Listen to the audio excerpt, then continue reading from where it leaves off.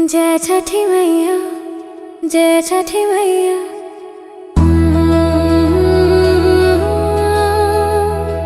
जय छठी मैया, जय छठी मैया।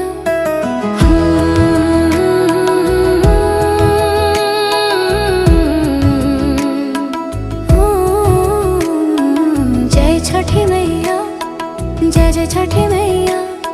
सोनवा किरण पिरवा जोरे, गंगा घाट पे नहवा तोरे। गंगा जल में दीप तरेला, घाटे गूंजे नमवा पुरनिया तोरे। जय छठी मैया, जय जय छठी मैया। जय छठी मैया, जय जय छठी मैया।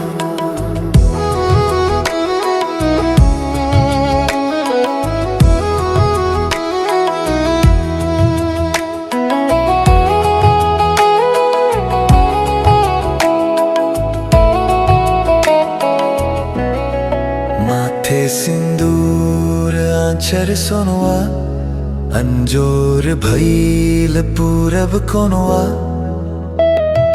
थारी सजल कंचन थार, सूरज देव पे नमन पार। जय छठी मैया, जय जय छठी मैया। जय छठी मैया, जय जय छठी मैया। मिट्टी सुगंधी अंगना जागल, फूलन के हार पूजा लागल।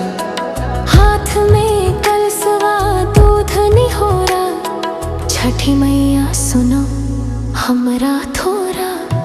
जय छठी मैया, जय जय छठी मैया। जय छठी मैया, जय जय छठी मैया।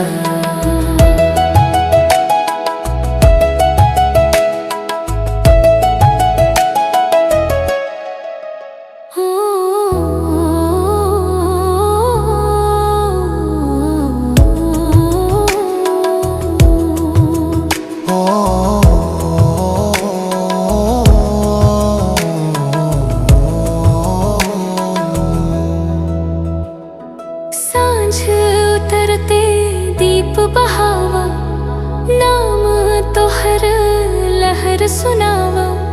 सूरज ढलल मनवा गावे, मैया तोहार कृपा पावे। जय छठी मैया, जय जय छठी मैया। जय छठी मैया, जय जय छठी मैया। सोनवा किरण पिरवा जोरे, गंगा घाट पे नहवा तोरे। भक्ति में डूबल सबके जिया, जय छठी मैया,